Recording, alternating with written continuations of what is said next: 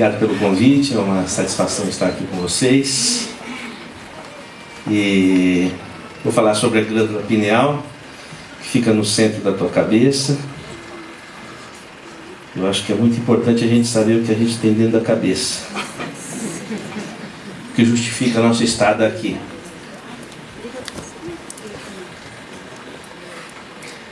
Agora é interessante que eu fiquei refletindo o que tem a glândula pineal a ver com aspectos socioambientais, né?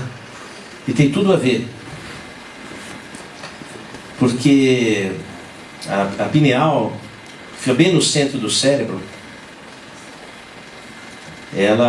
Você vai encontrar pineal desde a pineal filogeneticamente é muito antiga. Peixe tem pineal, por exemplo. E quando a cabeça do animal é translúcida, a pineal tem retina, como a retina dos olhos, e capta a luz de forma direta.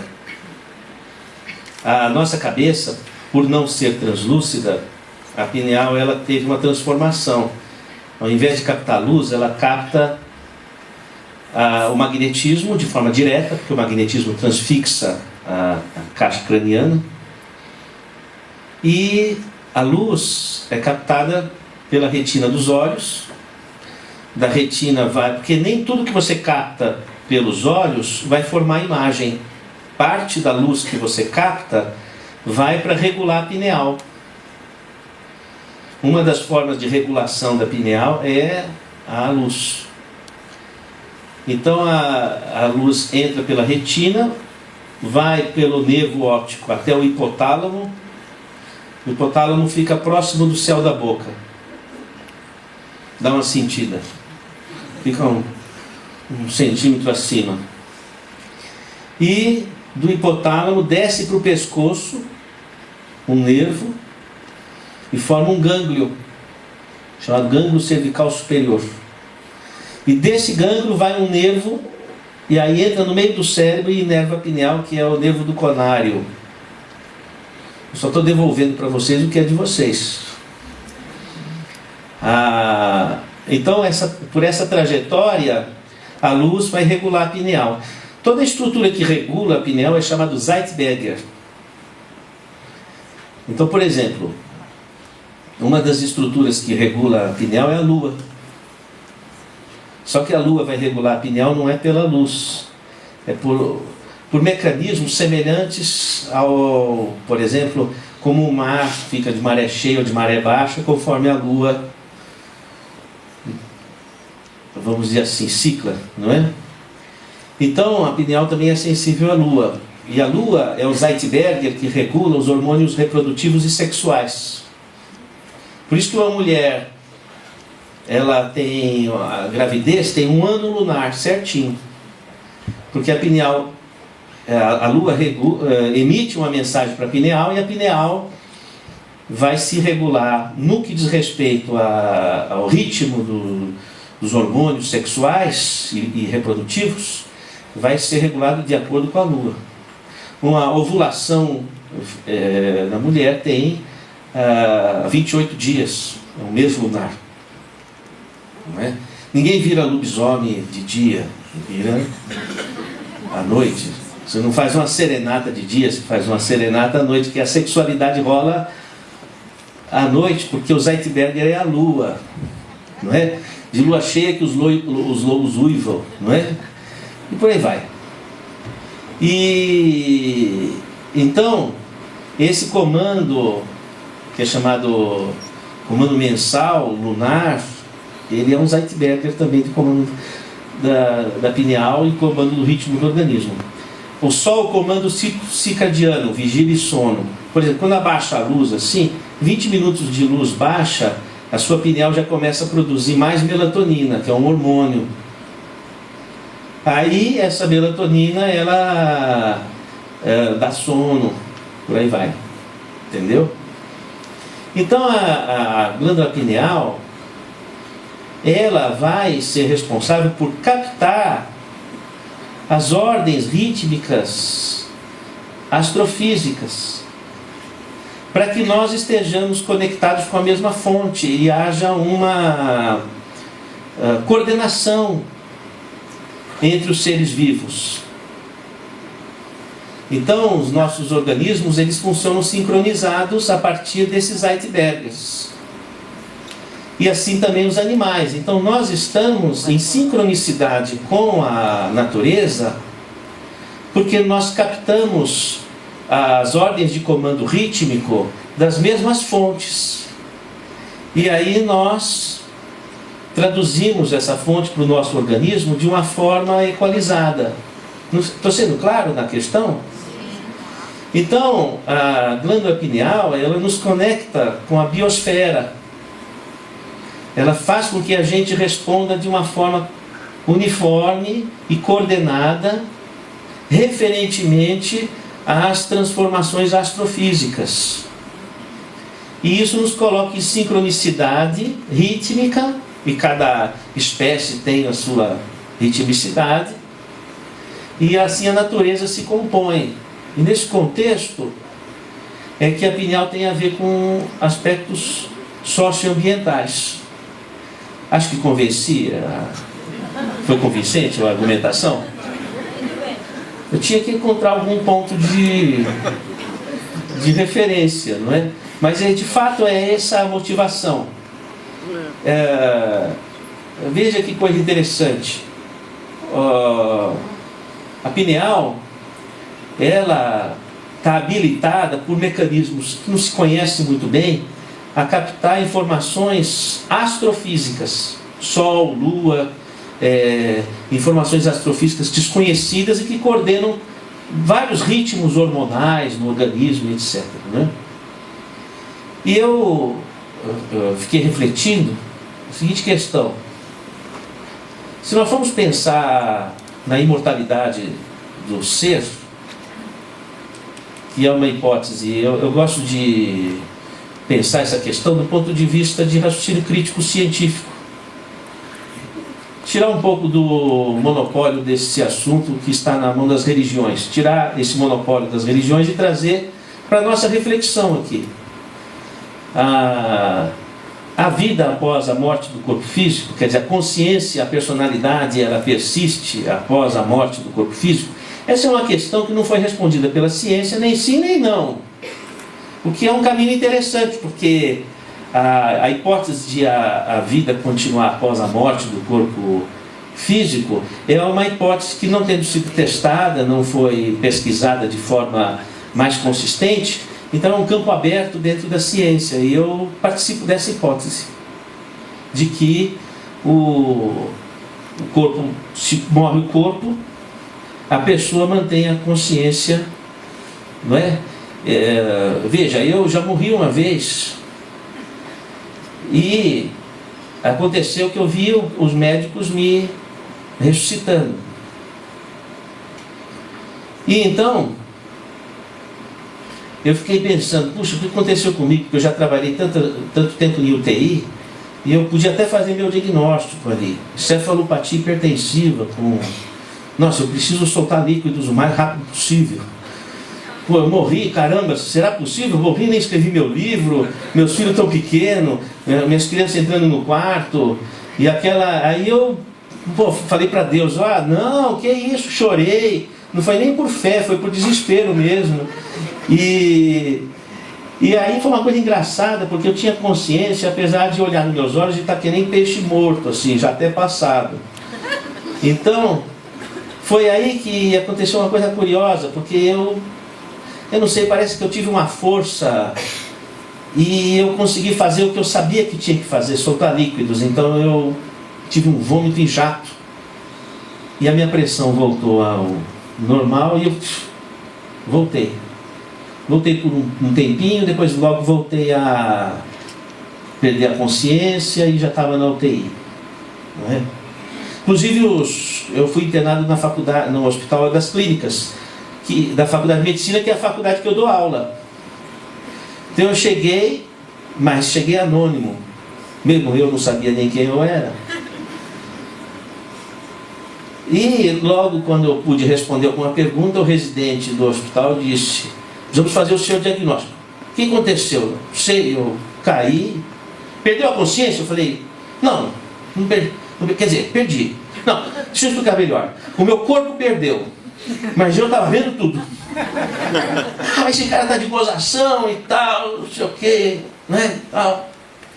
E bateu as botas assim, saiu. Aí um senhor que é professor da faculdade, até foi meu professor, bateu no meu ombro assim e disse bem assim para mim: eu sei o que aconteceu com você. Você teve uma experiência de quase morte.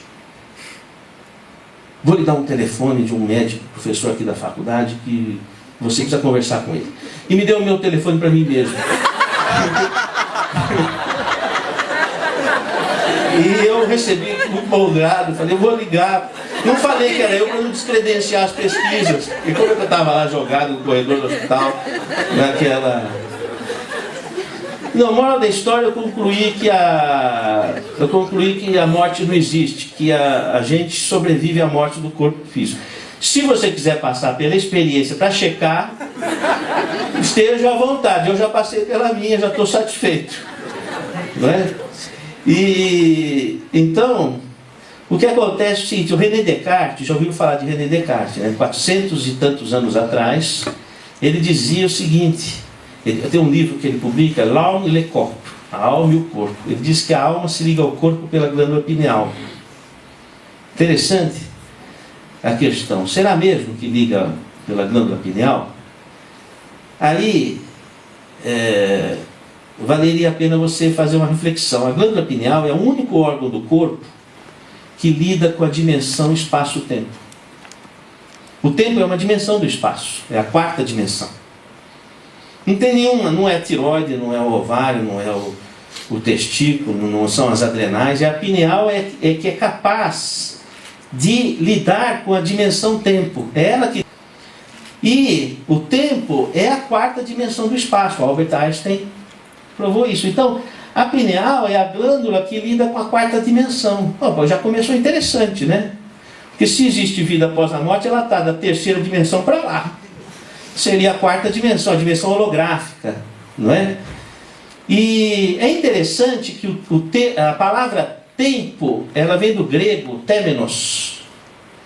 Temenos significa o espaço onde o espírito se projeta sobre a matéria, porque na época da Grécia Antiga o tempo não era de relógio, o tempo era tido como sendo o comando rítmico que a espiritualidade exercia sobre a natureza. Então era o temenos. Então o espírito, a divindade, reagia sobre a natureza e criava a sequência dos fatos, dos eventos e etc. Então era o temenos. Da palavra temenos surgiram duas. A palavra tempo, que perdeu aquela concepção de espaço, depois ganha quando Albert Einstein esclarece que o tempo é a quarta dimensão. E a palavra templo, que manteve a concepção de espaço onde o espírito se projeta sobre a matéria, onde a divindade se projeta sobre a matéria. A palavra templo manteve essa concepção. Se você hipotizar que a quarta dimensão já é a dimensão espiritual, aquela que Platão descreve no episódio de na República, quando a pessoa sai do corpo e durante o sono e descreve uma cidade, o espaço, a corporeidade do mundo espiritual. Se você considerar que a quarta dimensão, que é uma dimensão do espaço, a dimensão espaço-tempo, seria equivalente ao espaço descrito por Platão em A República, no episódio de quer dizer, o espaço espiritual onde a vida se continua, não é? Então o tempo retomaria a concepção do temenos grego. E a pineal lida com esse domínio. O que é a outra dimensão, a dimensão espiritual? É a Lua? Não. É o Sol? Não. É outra galáxia? Não. É outra dimensão, que também é um espaço astrofísico. Então a pineal ela tem essa habilidade astrofísica. Então faz sentido quando o Descartes fala, é o ponto onde a alma se liga ao corpo. E portanto, pensaríamos que a pineal seria como uma antena. Sabidamente a pineal capta magnetismo e transforma em neuroquímica. Sabidamente. A partir de experiências já foram publicadas na revista Nature na década de 80, a mesma onde publicou Charles Darwin. Então, sabidamente a pineal ela ela transforma esse magnetismo. E o magnetismo, ele registra informação. Então, através da onda magnética, você é capaz de passar informação emocional, informação intelectiva. E a pineal, captando isso, ela vai trazer esse registro para o corpo. Não sei se fui claro na ideia. Vamos dizer que nós estamos falando de uma forma heurística. O que é heurística? Heurística é quando você tem algum conhecimento que não teve ainda uma comprovação científica cabal, mas possui estrutura suficiente para que a ciência comece a pesquisar. Por exemplo, quando Albert Einstein publica a teoria da relatividade, ele fala heurística da relação massa e energia. Por que heurística? Ele não tinha provado, mas as ideias que ele elaborou tinham uma estrutura tão sólida que a ciência poderia correr na pesquisa em torno daquela questão, e foi o que aconteceu. Então eu diria que esse raciocínio que eu estou colocando, ele é a heurística da relação espírito-matéria, ou corpo-espírito, vamos dizer assim. Então, retomaríamos Machado de Assis, quando em Memórias Póstumas de Brás Cubas, ele vai dizer: a mente se debruça sobre o trapézio do cérebro. Quer dizer, não é o cérebro que gera a mente, mas a mente que ocupa o cérebro. Você comanda o seu cérebro. Olha, veja, se você fizer uma tomografia funcional, você vai poder observar que o que você pensa, o que você imagina, aumenta a circulação sanguínea nas áreas cerebrais pertinentes ao seu foco de pensamento. Por exemplo, você estava lembrando de alguma coisa, a área da memória hipocampal, a área da memória, aumenta a irrigação sanguínea naquela área, aumenta o consumo de oxigênio e de glicose, que é a área que está sendo usada, onde se projeta a memória, onde ela extravasa. Então ali incrementa. Por exemplo, falando de uma forma metafórica, uma pessoa que gosta de falar mal da vida alheia, um fofoqueiro, uma fofoqueira, a área da fofoca no cérebro fica mais irrigada, cria músculo quase, porque ela está usando, e a pessoa cada vez fica mais capaz de utilizar a sua língua ferina, não é? Então, o que acontece? O que você usa na sua mente reforça no seu cérebro aquele padrão. Está claro a ideia?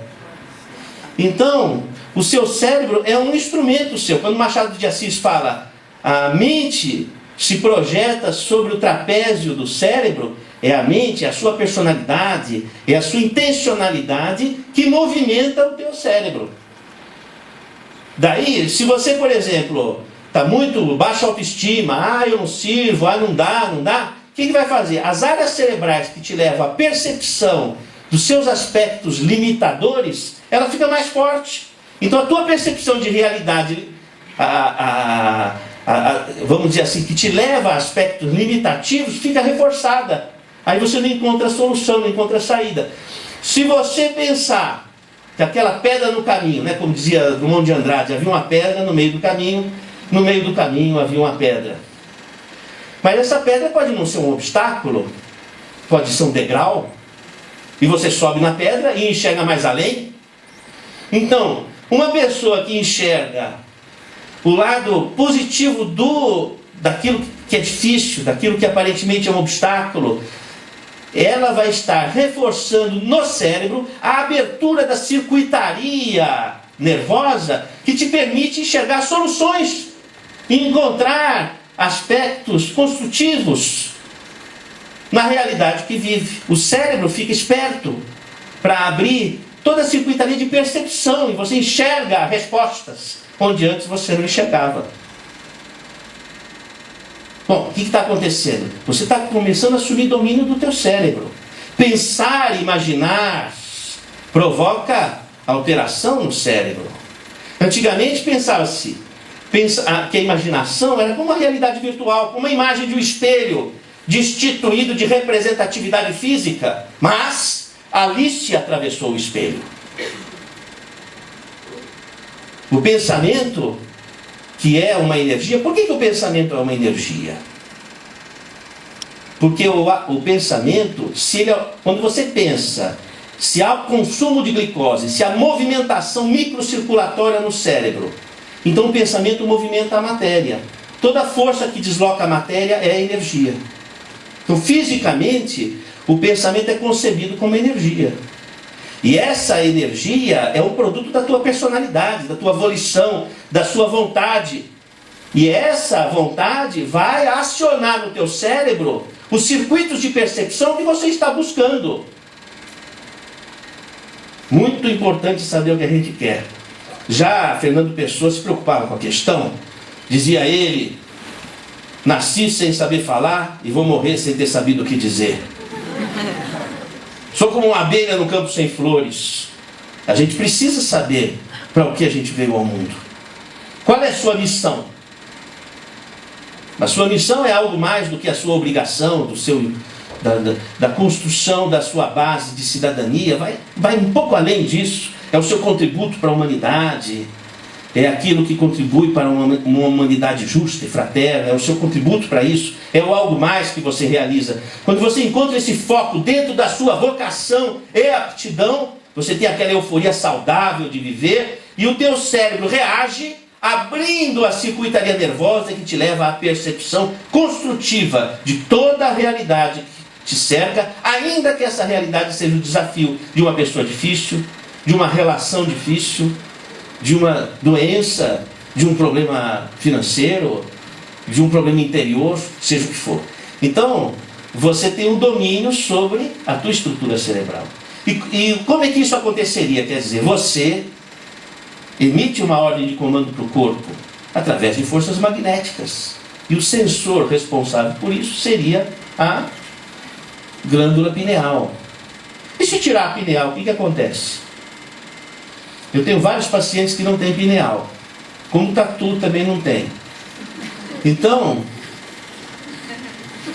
o que acontece? A pessoa, ela fica um pouco aérea. Falta um pouco de conexão com a biosfera. Eu falei que a pineal nos coloca em contato, né? Então parece que viajou o Brasil-China várias vezes e perdeu aquele fuso horário, não é? A pessoa fica muito perceptiva, como se tivesse usado talvez um pouco de êxtase. Então, porque eu tinha uma paciente que ela usava êxtase, que eu desaconselho. E ela dizia para mim assim: doutor, foi demais. Não preciso te explicar, doutor, o senhor não vai acreditar em mim. Não é? Eu danço e a banda me obedece. O senhor precisa de ver o que foi aquela rave. Eu danço e a banda me obedece. Não é possível. Não. Eu tenho como princípio primeiro acreditar nos meus pacientes. Quando eu era estudante, meus amigos falavam que eu acreditava nos loucos e eu não perdia mania ainda. Eu falei: puxa, deve ser verdade o que ela está falando. Como que isso poderia ser uma verdade? Né? Muito simples. Ela tomou o êxtase e saiu do corpo. Bom, quando ela saiu do corpo, ela entrou na dimensão fractal. Ela não estava na nossa dimensão aqui, ela estava já numa dimensão quase do mundo espiritual. No meio do caminho, né? Dimensão fractal. Não era a quarta dimensão, é 3,5. O que acontece com os harmônicos do som quando percorre a dimensão fractal? Qual é a velocidade do som aqui no nosso ambiente? 340 metros por segundo. Uma rave grande, ela estando mais distante, uns 500 metros, meio quilômetro mais ou menos, ela estava de distância da banda. Então o som que bate lá demorava quase 2 segundos para chegar no ouvido dela. Mas só que ela estava desdobrada. Quanto demora o som para chegar numa pessoa ali em cima? Imediato. Então ela ouvia o som da banda e já mandava uma ordem de comando para o corpo. Quando o som chegava no ouvido, ela já estava dançando.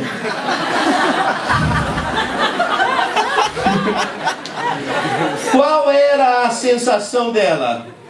Pô, eu estou dançando, a banda comanda. Eu comando a banda? E ela falou: foi bárbaro aquilo, não é? Isso acontecia com os iogues. 5.000 anos antes de Cristo, os iogues, eles eram um povo que tinha domínio do cavalo. Aquele domínio do cavalo se dava porque não tinha estribo, não tinha sela, não tinha nada disso. Aquele domínio do cavalo se dava porque ele entrava em desdobramento e ele antevia o movimento do cavalo. Então ele tinha perfeito domínio. Então era um povo que, yoga quer dizer jugo, que conseguia domínio ou subjugar o cavalo. Depois, esse tipo de postura de desdobramento que permite antevisão, que acontecia num estado depois de zen, chamado de zen, de nirvana, não é? É um status mediúnico, um status de semitranse. Então a pessoa tinha um domínio, era um treinamento que eles faziam, eles iam os cavaleiros. Depois disso vai para o Zen budismo, naquela figura do menino que não sabia o que fazer com o laço que estava na mão, aí ele encontra um boi. O boi é o problema. O que eu faço com esse boi? Vou laçar o boi. Ele laça o boi reluta, ele sobe em cima do boi, o boi reluta e acostuma. Está dominando o problema. Aí ele vai até a casa dele, conduzindo o boi desiste, dorme, e ele dorme em cima do boi. Resolveu o problema. É subjugar o problema. É o zen do zen budismo. Não é? Daí Jesus Cristo fala, meu jugo é leve, quer dizer, minha yoga é leve, meu fardo é suave. Porque naquele estado de transe, de desdobramento, onde o amor fulgurava, ele tinha domínio sobre as coisas. Fácil. Como o yogi tinha domínio sobre o cavalo, daí jugo, não é? Então, acontece que a moça com o êxtase, ela não tinha domínio de nada, ela estava meio confusa. Mas se ela soubesse fazer a mesma coisa que o êxtase, mas sem precisar do êxtase, porque o êxtase te leva para o transe, mas você não sabe voltar. Esse é o problema. Agora, quando você vai por você sabe voltar. E esse mecanismo todo tem a ver com a glândula pineal, que faz essa ligação e tem uma elasticidade. E mais do que isso, a pineal ela é uma antena, ela pode captar e você sentir o que o outro sente. Ou pode captar uma personalidade de uma pessoa que já morreu. Como é que é isso? Machado de Assis também vai explicar em O Alienista, vai cair no vestibular. Simão Bacamarte, o psiquiatra, ele vai dizer para o seu discípulo, né? Porque Simão Bacamarte ele veio da Europa para implantar em Itaguaí um hospital psiquiátrico e fazer pesquisa sobre a causa da loucura. E lá ele instala, tira das ruas as pessoas que estavam alucinando, delirando, e começam as pesquisas no hospital psiquiátrico, que é o hospício A Casa Verde. Tinha janelas verdes. E ele tinha os alunos dele. Ele estava em busca da causa da loucura, né? Depois o livro continua interessante porque ele começa a observar que não eram só as pessoas que deliravam e que alucinavam que eram loucas. Tinha uma pessoa que era teimosa que nem uma porta. Por mais que você convencesse, ela não saía. Ele achou que teimosia era loucura e internou os teimosos das cidades também. Tinha uma pessoa que falava de fala empolada, falava muito mais do que aquilo que realmente era. Ele achou que as pessoas vaidosas eram loucas também, internou, não é? O hospício, ele começou a ficar rico, inclusive. A mulher dele foi para o Rio de Janeiro, comprou sapatos e vestidos. Ele achou que consumismo era loucura, internou a esposa também. Aí o pessoal se rebelou e tal, o barbeiro da cidade se levanta contra, derruba a Câmara Municipal, precisamos derrubar o hospício Dom Pedro, o hospício Casa Verde, precisamos derrubar e tal, se elege o prefeito com essa proposta. Depois ele via que ele podia ter ganhos pecuniários com o hospício, resolve fazer um acordo com o Simão Bacamarte. O Simão Bacamarte achou que a hipocrisia é loucura e internou o prefeito também. Depois, quando ele viu o hospício cheio, ele falou, pô, será que eu que estou louco? Ele resolve desinternar todo mundo e se interna assim, que é o que a gente faz até metade da vida. Que a gente se decepciona com todo mundo. Porque nós sempre vamos decepcionar as pessoas e as pessoas vão nos decepcionar, né? Não se vive sem perdão. Mas nesse livro, o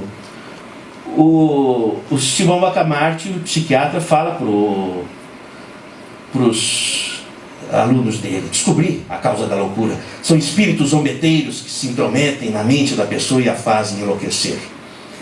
Não é? Então, o Código Internacional de Doenças, o CID-10, colocou um diagnóstico muito interessante. Não sei se você já perguntou para o seu médico se você porta essa comorbidade. É o item F44.3, estados de transe e possessão. Já é diagnóstico médico. Hoje o médico é obrigado a saber quando a pessoa entrou em transe ou quando ele enlouqueceu, porque tem uma diferença. Porque a loucura do transe, quando a pessoa não tem domínio e ela perde a crítica da razão, no estado de transe é uma loucura que vem de fora e desequilibra a pessoa. A loucura psiquiátrica é a pessoa que é desestruturada em si. Viu a diferença? É muito diferente, mas nos hospitais psiquiátricos, nos consultórios psiquiátricos, não faz diferença nenhuma. Todo mundo, todos os gatos vão para o mesmo balaio. Os hospitais estão lotados, a psiquiatria está terrível, ninguém acredita mais em nada, a medicina está materialista e a coisa está grave. Então, enche de comprimidos e por aí vai. São importantes, mas há que ter um bom senso. Mas a glândula pineal tem a ver com esse negócio. Você entender como é que esse mecanismo de relação corpo-espírito, e se é verdade que existe vida após a morte, existe uma rede sociocibernética de interações mentais, que tudo interage no universo. O seu corpo, o que é o seu corpo?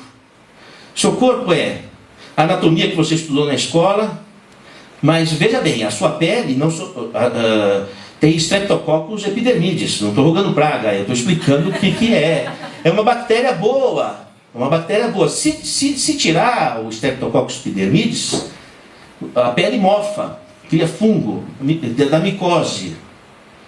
Por quê? Porque essa bactéria protege. O intestino, 2/3 do seu cocô é bactéria. Desculpa falar. Mas eu não queria revelar essa. Não é? Você vê, o Cineclube socioambiental, eu tenho que falar da socioambientabilidade do corpo.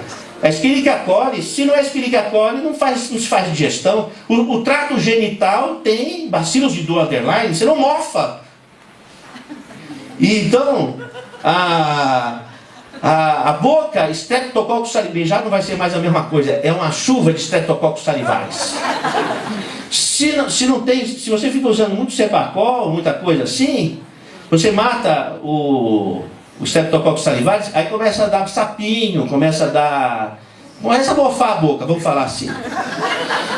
Porque essas bactérias protegem. Quer dizer, você administra um ecossistema no seu próprio corpo. Bem-vindo à natureza. Você não é só você é uma rede de interação de seres vivos. Não é? Então, assim também a mente. Ninguém pensa ou sente sozinho. A mente, ela caminha por ondas magnéticas. Veja bem, você está na estrada e você tem aquele sem parar. E você vai a 30 metros da porteira, a porteira identifica quem é você, se você pagou a conta. Se não pagou, ela não abre. Ela vai até a tua conta bancária, faz as contas e checa se pagou ou não pagou.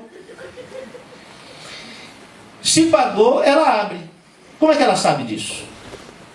Pelas ondas magnéticas. Ó, veja bem, se uma porteira pega informação por onda magnética, quero crer que aqui somos mais que uma porteira. Tem gente que não é. Mas estou falando pro pessoal lá fora. O pessoal aqui é mais que uma porteira. Então você acha que o nosso cérebro vai ser regido pela serotonina que brigou com a menina? Que o médico fala, não, a sua serotonina brigou lá com a hidroxitriptamina, com a sua adrenalina, e você ficou lelé da cuca. Você acha isso? Ora, veja, mais inteligência. Se a porteira registra informação por onda magnética, o seu cérebro está no computador quântico para lá. Então você pensou, você fez conexão. Com além e com a quem. É lógico, só falta você perceber isso. Quer ver uma questão curiosa? Quantos tipos de órgãos do sentido a medicina reconhece? Sim. Quantos? Sim. Isso, 23. Segundo os registros dos livros de histologia. Você não usa seus 23 órgãos dos sentidos conhecidos? Lógico que usa, você só não tem consciência disso. Nós temos muito a descobrir sobre o nosso universo perceptivo. Por exemplo, seu pé está dentro do sapato. Só que você não tinha percebido isso até eu ter falado. Quer dizer, a informação você está captando, mas a sua atenção não estando voltada para aquilo, você não percebe. Então, muita coisa você capta e não percebe. Aí vem aquele choro que não sabe que se chora, aquela tristeza que não sabe de onde vem a tristeza, aquela briga que não sabe de onde surgiu, aquela persecutoriedade, aquele pensamento intrusivo que não sabe de onde veio. Como não sabe? A nossa mente, olha, lembra da porta, cria volume. Porque há uma somação de ondas. Então, que nós amplificamos aquilo que focalizamos dentro de nós. Se você focaliza o seu potencial, a sua capacidade, a sua ligação com Deus, a sua força maior, você vai entrar em conexão com esse tipo de magnetismo. E isso amplifica essa força dentro de você. Então, a glândula pineal, quando ela mexe com onda magnética, ela está mexendo com coisas uma usina de ondas mentais. Não é? Acharam importante a glândula pineal? Porque para eu poder começar a aula. Se vocês não acharem importante, então eu fiz o seguinte, eu peguei umas glândulas pineais de pessoas que já tinham morrido, mas eu não matei essas pessoas, elas já estavam mortas, e eu tinha que descobrir a causa mortes dessas pessoas, então eu tive que cortar o cérebro, e aí eu aproveitei e dei uma bicadinha na pineal para tirar uma fotografia. E fiz umas imagens para vocês verem um pouco de glândula pineal que eu queria mostrar para vocês. Vamos lá? Aí, podia apagar essa luz aqui da frente, talvez? Será?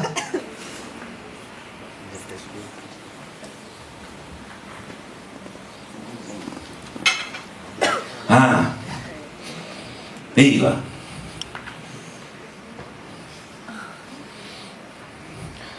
É quase do tamanho de um clítoris. Porque a pessoa fala, que tamanho que é? É pequenininho. É só isso? O clítoris é só aquilo que faz.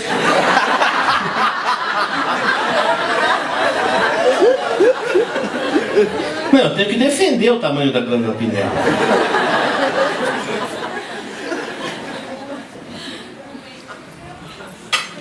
Que vai olhar, o aluno vai olhar, fala, cadê? Aqui. Aonde? Aqui. Onde eu estou pondo a caneta? Debaixo da caneta. Só isso? Aí eu tenho que explicar, né? Que o só isso pode ser muito. Então aqui essa... Vamos ver outra. Que é outra... Era outra pessoa, que é o corpo de uma pessoa que já foi, naturalmente. Aqui, essa daqui, ó. Eu estou olhando para cima. Essa. Não é? Vamos ver outra. Aqui. Uma é diferente da outra. Não tem um com a pineal igual a outra. Como será a sua? É que o convênio não cobre o exame para você ver. Mas... Aí outra aqui, olha que bonitinha, parece uma coroinha. Uma vez uma pessoa na internet disse o seguinte, muito bonito, nossa, que sabedoria, uma é diferente da outra, que nem o nariz é diferente do outro. Não é?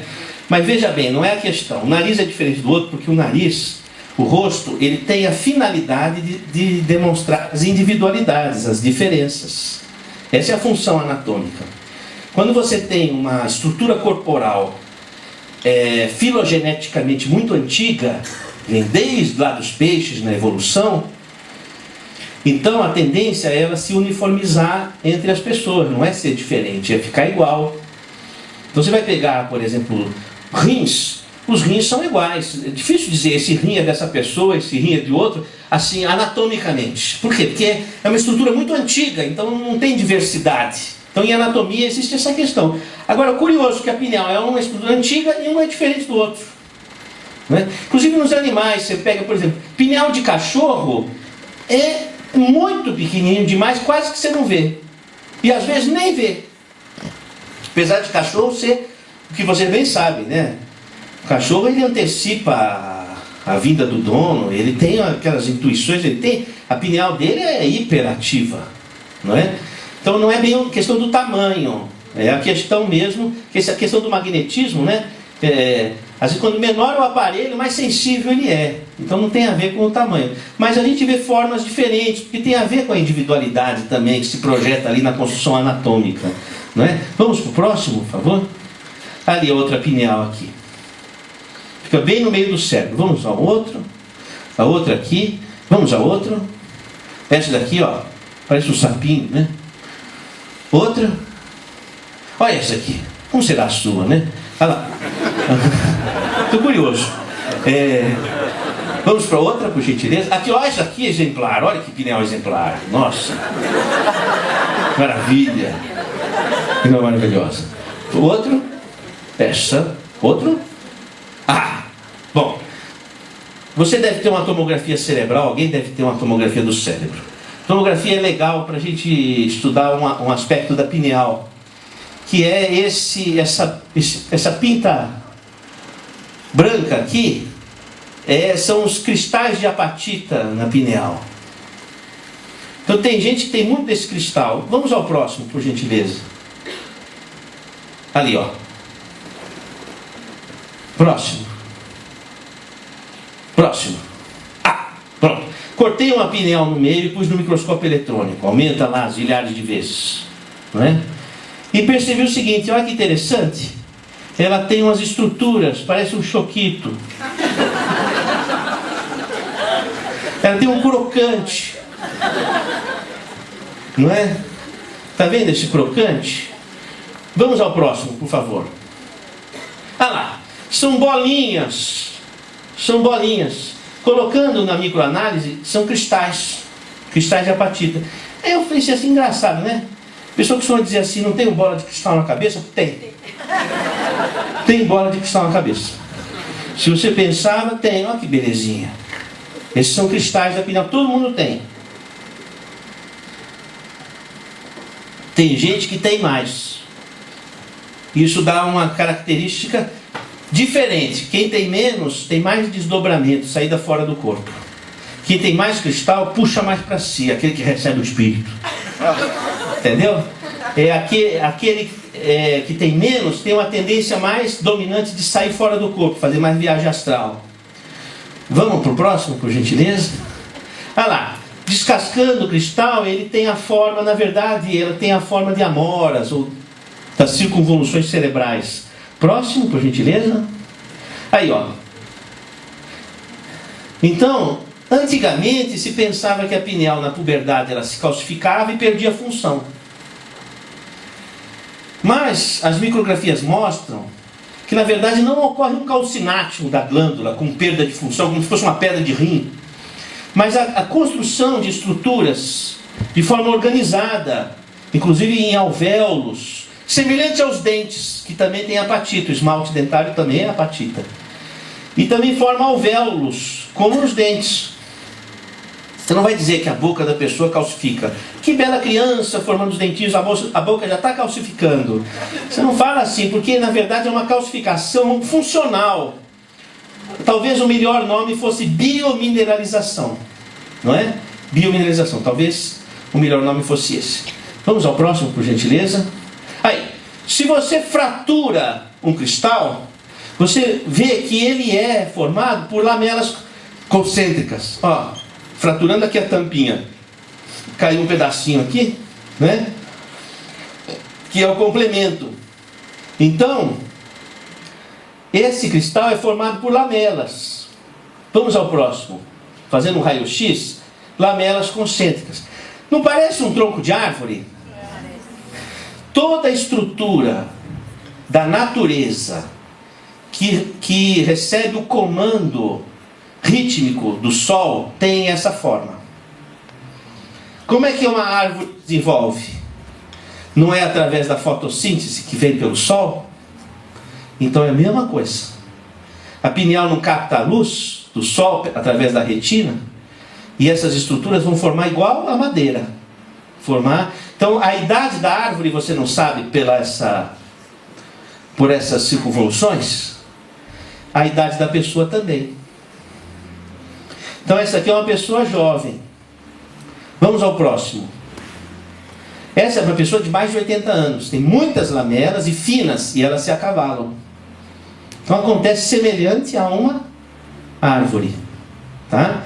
Porque do mesmo jeito que a árvore capta o sol pela fotossíntese, nós captamos o sol pelas vias anatômicas, neuroanatômicas, para regular também o nosso corpo. Só que a gente não faz exatamente a fotossíntese. Embora muitas vezes há pessoas que ainda vegetam. Olha, eu vou dizer vegetar. Quando eu digo vegetar, é a pessoa que tem muito a realizar e não faz. Não estou falando de certas metáforas negativas, quando se fala, por exemplo, de pessoas portadoras de deficiências extremas, não é? Porque a pessoa portadora de deficiências extremas é um espírito lutando com um organismo com expressões de percepção que nós desconhecemos. Então aquela pessoa que ela está ali com aquela tetraplegia, tetraparesia, cego, surdo, deitado, aquele chamado PC, paralisia cerebral, com deficiência mental, tudo aquilo ali, um dia a humanidade vai conhecer o que ele está percebendo, o que ele está pensando, com que luneta ele está vendo o universo que nós não estamos vendo. Então essas pessoas estão trabalhando com recursos que nós desconhecemos. Então é diferente, estou fazendo alusão ao jurista que diz que os anencéfalos, eles vegetam. A nossa ignorância não chegou ao ponto de saber que tipo de realização e de percepção, com que luneta esses nossos irmãos, seres humanos com direito à vida, enxergam o mundo. É isso que estou dizendo, não é? Eu falei, o vegetar é às vezes a pessoa inoperante diante da missão que tem a realizar. Vamos ao próximo slide, por gentileza. Isso aqui é interessante. Olha, esses cristais, eles têm circulação sanguínea. Então aqui são vasos sanguíneos. Então são estruturas vivas. Tá? Por que eu fiz questão de fotografar essas estruturas? Para mostrar que esses cristais são ativos. Não são um calcinate como uma pedra de vesícula ou uma pedra de rim. Eles estão com uma função, eles têm circulação. Então existe troca metabólica, interatividade. Então quando há todo aquele jogo magnético, isso daí reflui para a circulação. E a circulação chega em tudo quanto é parte do corpo. Com quantos dias depois da lua? Quantos dias? 21 dias depois. 21 dias depois da lua de mel, depois que você virou os olhos, o coração está funcionando. Por quê? Porque ele precisa mandar sangue, os vasos sanguíneos estão se formando ali para mandar sangue. Sem sangue não funciona nada. E o que tem sangue tem função. Então aqui, esses cristais têm função. Até é interessante, no embrião, a mesma área que forma o coração, forma a boca. Nunca viu o coração saindo pela boca? É o primeiro arco branquial. E também forma as mãos. Nunca sentiu o coração na mão? Por isso que o beijo é uma doação do coração, e estender a mão também é estender o coração. É um reflexo atávico da vida embrionária. E a pineal, ela recebe essas emissões do coração, através dessa microcirculação que torna a pineal o órgão mais irrigado do cérebro. Tá? Portanto, com uma função presumida importantíssima. Vamos ao próximo, por gentileza. Como é que seria isso? Isso fui eu que desenhei, quer dizer, me desculpe, pode fazer análise psicológica da limitação cognitivo-motora e tal. Não me lembro como é que eu fiz esse círculo tão perfeitinho. Mas, aqui estão os cristais. Eles são diamagnéticos, eles repelem, eles rechaçam o campo magnético. Tá? Porque tem muito elétron na superfície. Então o campo vem, bate num cristal, ricocheteia para o outro, que bate e ricocheteia para o outro. O que acontece aqui? Há um sequestro do campo. É como, por exemplo, vamos supor, você tem aqui uma pessoa pensando ela emite o pensamento que vem por onda magnética, e aquele pensamento entra no teu cérebro por esse mecanismo. Então, quando a pessoa recebe um espírito, não é que o espírito entrou dentro do corpo da pessoa, é que ele mandou uma emissão, por exemplo, de ódio, de mágoa, e foi lá e você registrou aquilo, e aquilo impressiona as suas emoções. E você sente algo que te incomoda, que você não sabe de onde veio. Então, é como o radialista, ele não está dentro do rádio. Ele capta, é como se tivesse, mas ele não está, ele capta a onda. Então a pineal funciona como uma antena que sequestra esse campo. Então a incorporação do espírito se dá por esse mecanismo. O único momento onde o espírito está dentro do corpo é na gravidez. Aí é uma incorporação literal. Não é? Por isso, inclusive, você veja que interessante, a mulher, quando ela está no pré-menstruo, como é que é o corpo da mulher no pré-menstruo? Ela está com útero, com endométrio, pronto para receber o embrião, não é? Os seios com os ductos lactíferos proliferados. Ela está com um corpo parecido com o corpo de grávida, é ou não é? Ela está pronta para receber um espírito. Se não veio o espírito reencarnante, veio o espírito de porco. Ela fica louca. Entendeu? Agora, se ela tiver boa sintonia, pode vir uma luz, alguma inspiração do alto, não sei, alguma coisa. Por isso que a sintonia é bom, senão dá muito sintoma. Que a pessoa, a mulher no pré-menstruo, ela está captante. Ela está captante porque ela vai receber uma outra pessoa, ela está preparada para isso. Só que se ela não recebe uma outra pessoa, ainda assim ela está aberta para receber o que é, do ponto de vista, não é? Então é muito sintomático, a TPM é muito mediúnica, vamos dizer assim. Não é? Eu poderia dizer que a transa é um transe. Porque é uma sessão, você transa, um incorpora o outro, não é? Que o transe mediúnico da relação sexual é uma incorporação mútua de duas pessoas que se amam. Então ocorre a sintonia de almas e os corpos se atropelam. E aí depois disso pode vir a materialização de um espírito que entra dentro do útero. Começa ali a desenvolver-se. É uma sessão espírita. Eu não quero estragar o prazer de vocês, mas depois pensa nisso. Não, aí é melhor nós resgatarmos Fernando Pessoa novamente, quando em Alberto Caeiro ele vai dizer assim: quem pensa está doente dos olhos, a vida não foi feita para pensarmos nela, mas para estarmos de acordo. Né? Vamos ao próximo, por gentileza. Bom, o que acontece? Quando a pineal capta, ela vai mandar aquela emissão, por exemplo, ela captou uma onda de mágoa, a pessoa tem amargura, ela capta a mágoa, que é afinidade. Aí aquilo pode impregnar o lobo frontal, ela começa a ter ideias, começa a delirar, porque quando a pessoa tem mágoa, ela desconfia de quem ela está magoada. A mágoa gera desconfiança. É uma sequência assim. Se você não ocupa o espaço que você tem que ocupar, realizando o que você tem que realizar, entendeu?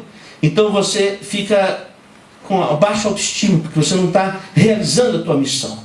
Aí começa a abrir espaço para a mágoa. Você vai cobrar do outro, que o outro realize aquilo que você gostaria que ele realizasse. Você projeta. Aí aquela mágoa gera desconfiança. Aí pronto, aí criou, não é? Então o lobo frontal fica impregnado de ideias negativas. Bom, se a pineal capta e ao contrário disso vier para o hipotálamo, a pessoa pode ter alteração das áreas de comportamento que transitam pelo hipotálamo, do sono, a fome, a sexualidade, a agressividade, a autoagressividade. Ou pode ter um descontrole dos hormônios, ou um descontrole autonômico. Então, que veio por uma interferência externa, uma interferência espiritual, provocando uma reação no cérebro que se reflete no organismo com desordens que o médico tem dificuldade de diagnosticar e de medicar. O psicólogo tem dificuldade de encontrar a raiz da questão, porque falta o entendimento desse outro sistema que é o sistema espiritual, esse metasistema que se articula com o sistema biopsicossocial. Vamos ao próximo, por gentileza. Aí, ó. Quem é a pessoa? É o corpo ou aquele que saiu do corpo? Não é? Então, essa é uma grande questão da ciência. Vamos ao próximo, por gentileza. Passando mais um. Outro. Outro. Aqui, ó. A pineal capta e aí vai para o hipotálamo e afeta esse quadrilátero psicobiofísico. Fome, sexualidade, agressividade ou sono. A pessoa começa a ter as bulimias nervosas, ou alimenta-se pelo que não precisa, a sexualidade com distúrbio. Eu não estou falando homossexualidade ou heterossexualidade, estou falando desencontros do entendimento sexual. O sono, insônia, a hipersonia, a agressividade, a depressão, a alta agressividade, o suicídio. Tem um suicídio a cada 10 minutos. Enquanto nós estamos conversando aqui, né, já houve pelo menos 6 suicídios. Então é uma coisa muito grave. E a pessoa, quando eu já salvei vários suicídios, a pessoa relata que primeiro ela começou a ouvir vozes, dizendo o que ela tinha que fazer. Depois ela começou a ver tudo escuro. Depois aquelas vozes ficaram irresistíveis e ela começou a assumir o comando daquela voz. E aí ela comete o ato. Então tem uma coisa espiritual. Esse negócio não é só para ser resolvido no comprimido. Sabe? Nós temos que pensar nessas coisas. Vamos para o outro, por gentileza. Acabou. Tem mais? Não? Tá.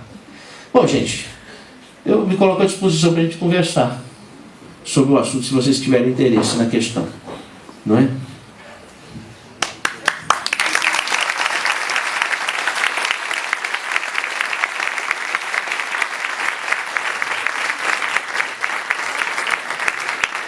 Como é que faz? O pessoal que pergunta pega o microfone também? Só um minutinho. Tá ok.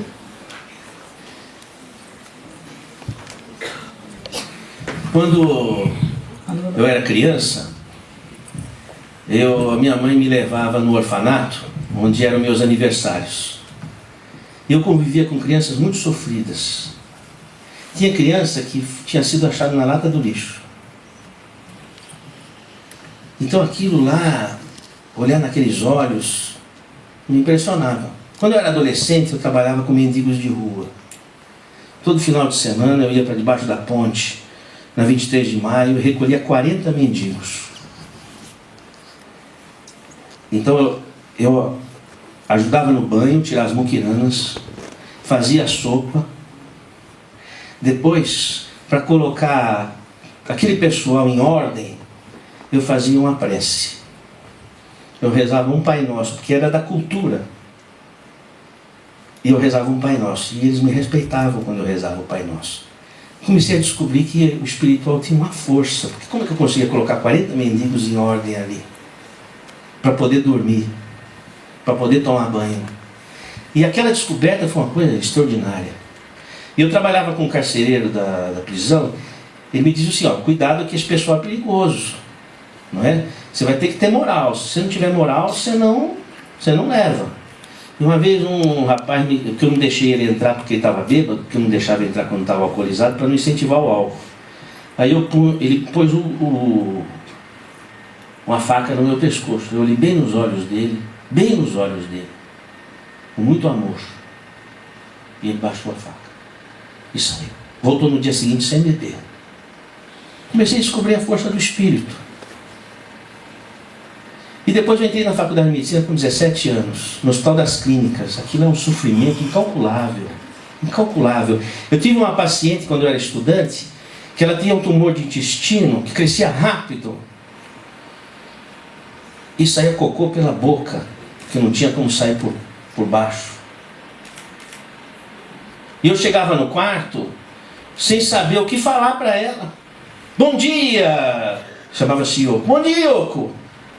Como está? E ela sorrindo com os dentes sujos de cocô, ia me dizer, bom dia, doutor. Não é? E a barriga aberta, porque aquele tumor vazava. 24 anos de idade. E eu chegava de manhã cedinho, de cabeça baixa, porque que eu ia falar? E aquela mulher de 24 anos, com a barriga aberta, sorria para mim com os dentes sujos de cocô e dizia: bom dia, doutor. Então eu fui descobrindo a força do Espírito.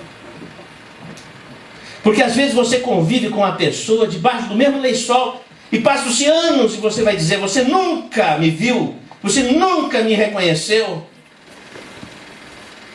Porque não é o corpo, é o Espírito. E às vezes uma pessoa que deixou saudade tão distante que você já não toca mais e ela faz acelerar teu coração.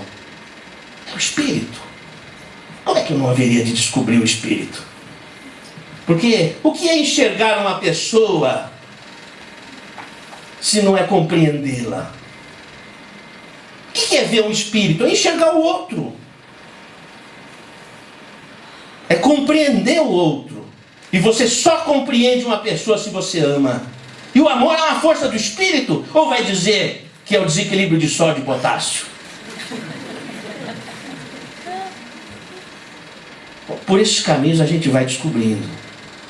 Mas eu ainda estou tentando enxergar as pessoas. Ainda estou tentando enxergar o que está por trás da matéria, o que está por trás do olhar.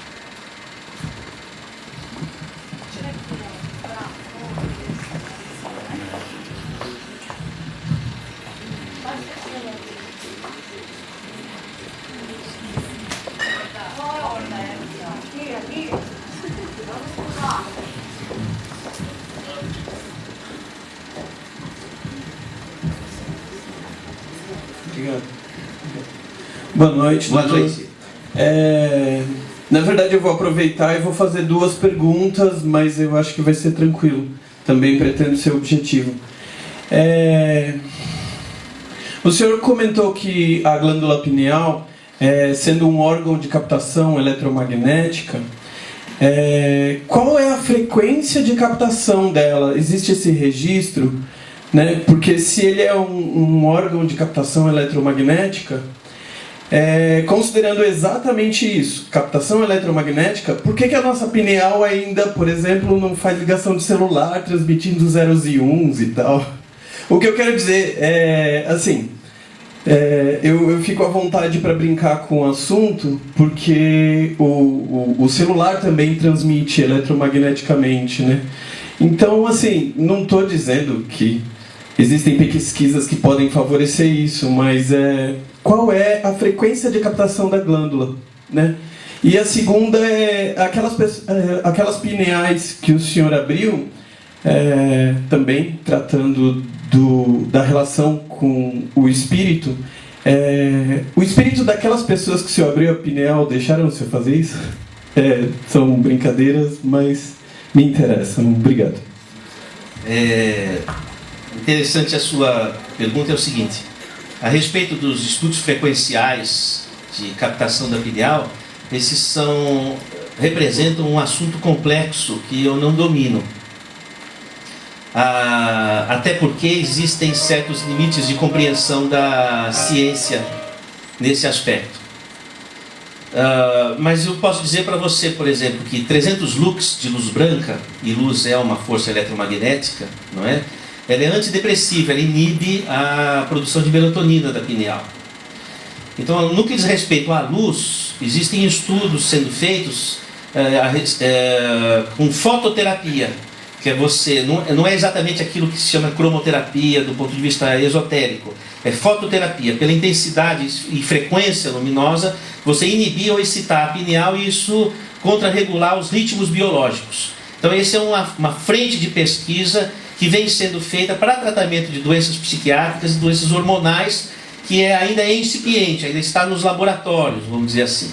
Do ponto de vista de magnetismo, não é? Esse assunto é um pouco mais complexo, porque os estudos que são feitos em animais de laboratório, e que não correspondem muitas vezes àquilo que diz respeito ao anima nobile, ao homem.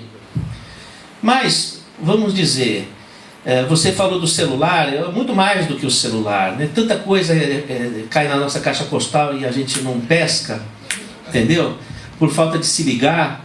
E eu acho que a gente pode fazer esse exercício de buscar na nossa caixa postal tanta coisa que as pessoas estão querendo dizer para a gente, que a vida está querendo passar para a gente. Às vezes a gente não pesca por falta de ouvido ou por falta de abrir o celular e ver a nossa caixa postal. Quantos registros estão ali marcando o nosso corpo, a nossa consciência. E aí eu acho que a frequência que permitiria essa captação íntima é a frequência do amor, da solidariedade, do perdão, da simplicidade, da fraternidade. Eu acho que essa frequência seria perfeita para conseguirmos acessar essa caixa postal. Oi, aqui. Depois de ouvir você falar, assim, e também muito pela pergunta do colega, eu fiquei pensando um pouco numa situação que a gente se coloca meio vulnerável, assim, a gente fica recebendo esses estímulos e se você for um pouco mais sensível, você acaba se relacionando com ele e todas as respostas que você vai dar a partir desses estímulos que você recebeu. E eu fico me perguntando um pouco como é que a gente se relaciona com isso. É uma situação passiva ou a gente tem que ter uma consciência disso e a partir da consciência disso se relacionar com isso? É um pouco assim, que me preocupa talvez um pouco assim, tudo isso que a gente está sendo exposto, sabe?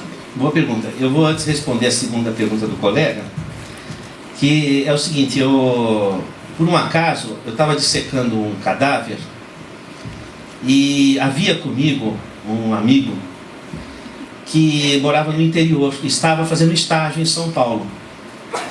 E ele me contou uma história curiosa. Ele disse o seguinte: naquele horário que nós estávamos fazendo aquela autópsia, funcionava uma sessão mediúnica num centro espírita que a mãe dele frequentava na cidade onde ele morava. E que havia uma manifestação que coincidia com a hora da autópsia. Muito estranha, que a mãe ligou para ele perguntando o que estava acontecendo, porque manifestou-se uma personalidade que dizia o seguinte, mais ou menos nesses termos: o que estão fazendo conosco? O que é isso? Por que estão abrindo os nossos corpos? E aí, essa personalidade olha e diz assim: mas interessante, e aquela luz que está vindo irresistível, não é?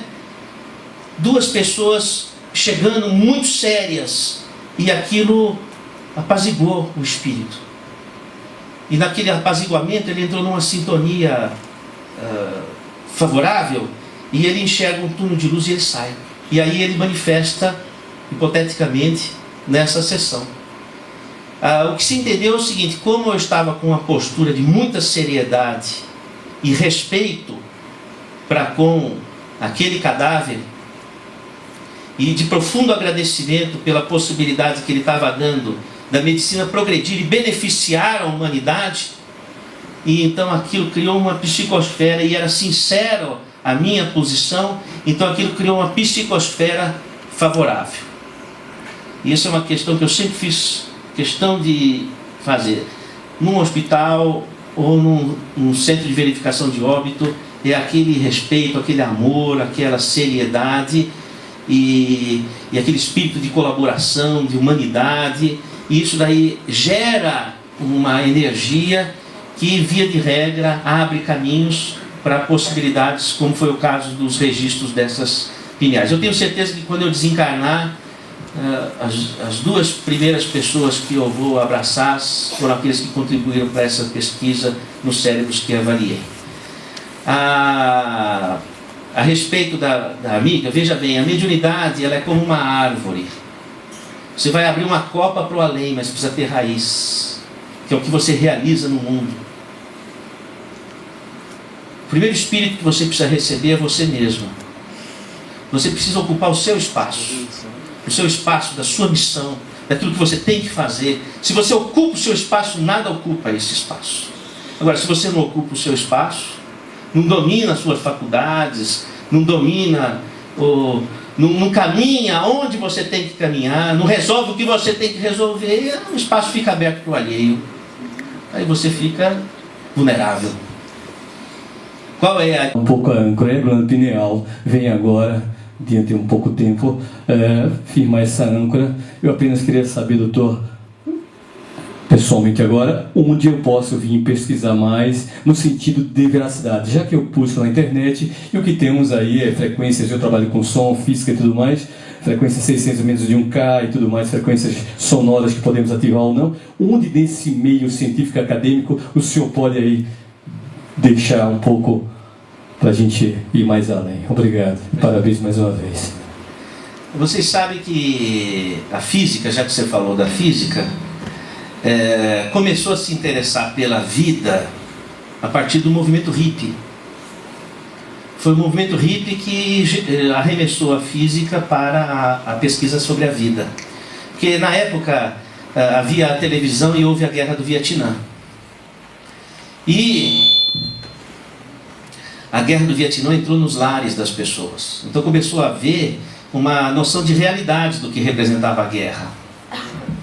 Então começou a haver uma repulsão à violência.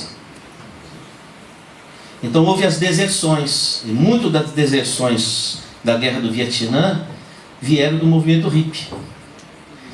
E houve vários estudantes das universidades na área de física que fizeram parte desse movimento hippie. E acontece o seguinte, a maior parte do orçamento da pesquisa na área da ciência é para fazer armas. Por isso que fatalmente vai haver guerras. Porque se faz armas, o maior orçamento da ciência é para fazer arma. Então, uma universidade que tem o seu maior orçamento para fazer armas vai descobrir a vida como? Porque você só vai descobrir a vida se você fizer pesquisa para a vida. Então, Schrödinger, que ganhou o Prêmio Nobel de Física, foi um dos primeiros físicos que surgiu do movimento hippie, que começou a usar a física não para a guerra, mas para pesquisar a vida. Então você vai ter o que é a vida do Schrödinger, por exemplo, que acaba ganhando o Prêmio Nobel. Você vai ter aí toda uma linha de trabalho, por exemplo, o Amit Goswami, com pesquisa de vida após a morte.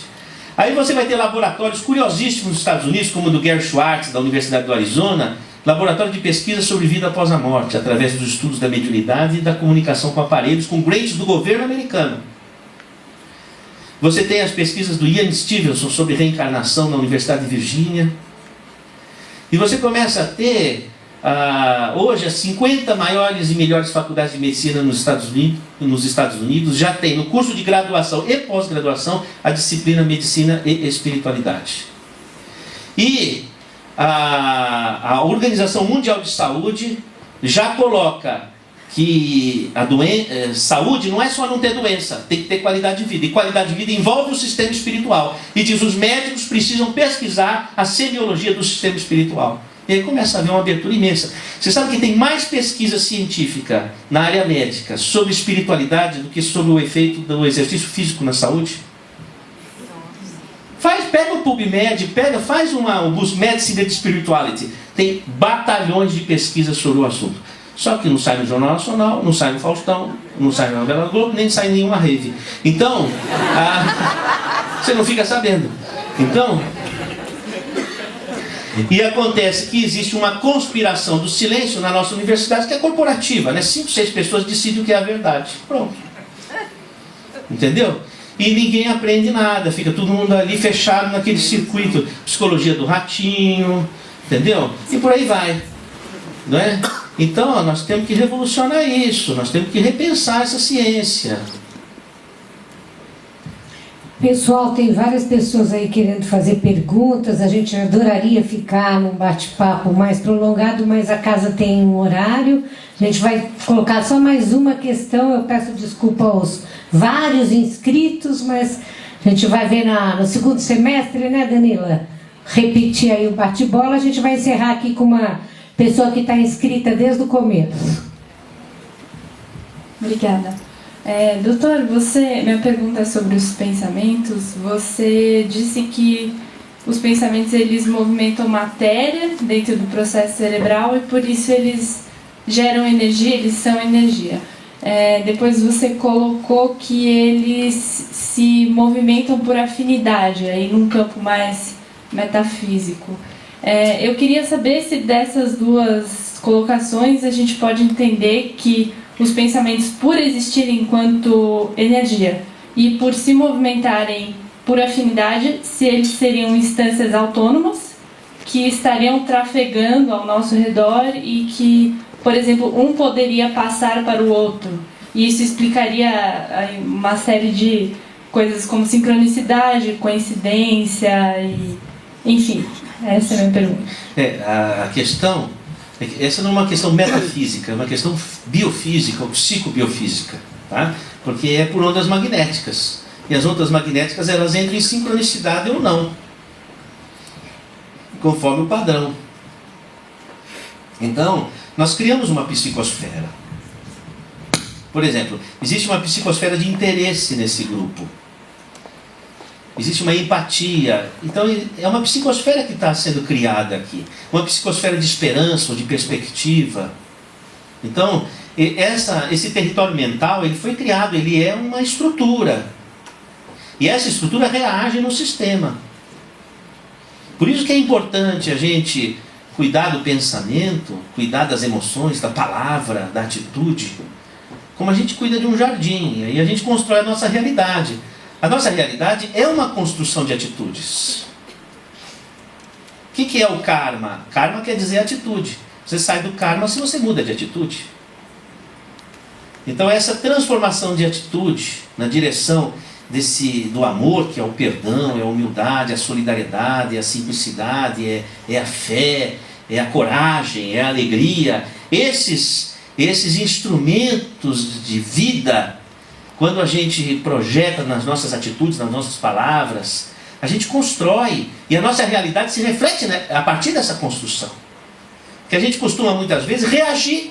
Reagir é catártico, é emocional. As coisas acontecem e eu reajo. Eu não me entendo como construtor da minha realidade. E fico como uma estrutura passiva e receptiva desse sistema. Mas não é assim. Você é ator da tua vida. E aí você, de acordo com a sua ação, com a sua palavra, com a sua atitude, você constrói o porvir. Então, a mesma coisa acontece quando você coloca a culpa dos seus problemas na outra pessoa. Então você delegou o seu bem-estar ao outro. Quer dizer, a tua vida só vai mudar se o outro mudar. Você está na mão da pessoa. A culpa é sua. Por causa de você eu estou assim. Então, depende da pessoa a sua felicidade. Você perdeu o domínio de si. Agora, se você encontrar a sua cumplicidade com aquilo que te magoou, então, eu também fui cúmplice disso, por alguma atitude, por não ter tomado uma posição adequada, que talvez eu não saiba agora, mas sou cúmplice. Se eu fui cúmplice do que me aconteceu e me magoou, eu também sou o articulador da transformação dessa realidade. Então, na medida que eu também assumo a minha cota de culpa, não no sentido de cultivar a culpa, mas no sentido de entender a sua participação naquele roteiro que te magoou, que te marcou, na medida que você assume essa responsabilidade, você também assume que você tem domínio de transformação. Então nós temos que assumir domínio sobre a vida que nos pertence. E aí nós vamos construir, gerando o pensamento, materializando o sentimento e o pensamento em atitudes, em palavras. Palavra tem uma força incrível. Não se deve jogar conversa fora e palavras fora, que tem muita força. E isso pode construir ou destruir. E tudo isso não é metafísica, isso é psicobiofísica.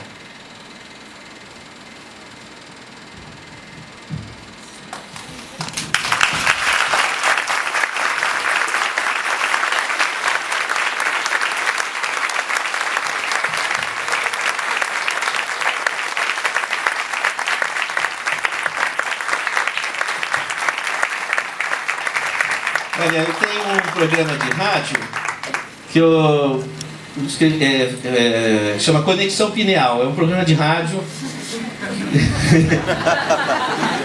que na verdade é assim, enxergar a vida de forma holográfica. A Conexão Pineal é tudo que representa essa conexão holográfica, né? É 1450 AM nas terças-feiras às 13 horas, ou pela internet, radioboanova.com.br, procura Dr. Sérgio Felipe ou Conexão Pineal. E aí tem uma sessão de perguntas dos ouvintes e tal, e a gente pode estar se comunicando pelo rádio, que eu acho bem legal. Também é uma forma interessante de comunicação, de povoar aí, de boas vibrações o nosso espaço físico, né?